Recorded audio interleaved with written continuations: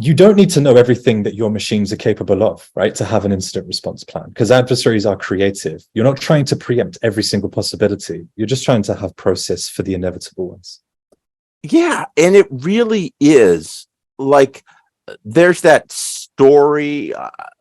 I've heard it multiple ways where, you know, somebody has a map and they wander through the jungle and they arrive at a city. It's the wrong city, but they survive, kind of thing. Even if you have a map that's wrong, at least you're following a plan, right? And it's like, Sure. do you have an incident response?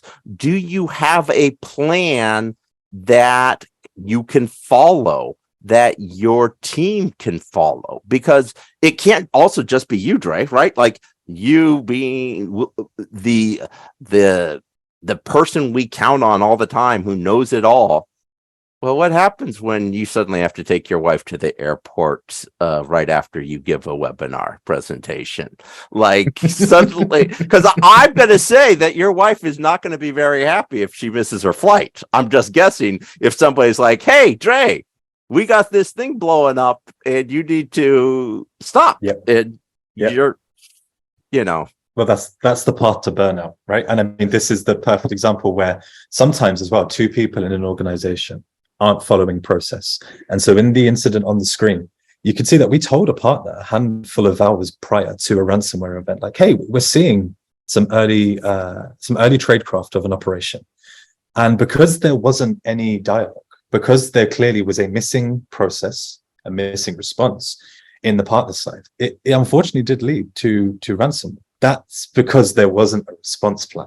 But the other thing is, like, improper incident response, it's not just a cyber incident, like, it's a business continuity problem, right? Yes. Like, Yes. you need to be having a conversation with key decision makers. If you're a service provider, that's with your clients. If you are in-house IT, that is going to be with those key business leaders. And all of that gets, you know, it's business continuity, because what happens if there's a flood, a tornado, that wipes out all of your computers, right?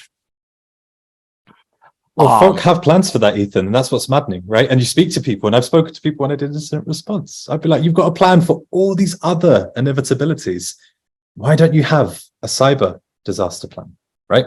And what's great about a cyber disaster plan, or a procedure and process that's written down, is suddenly, if it's a client of yours, you've got something to give them. You've got something ahead of time that you could say, hey, we're responsible. And you've got something when it inevitably hits the fan that says, hey, we're not cowboys. We know what we're doing. Here's the plan that we're going to follow. Doesn't have to be iron tight. Like you said, Ethan, a map is better than no map. It's about how you inspire confidence around the people around you. It's not always about it being the most technically accurate plan that could ever exist.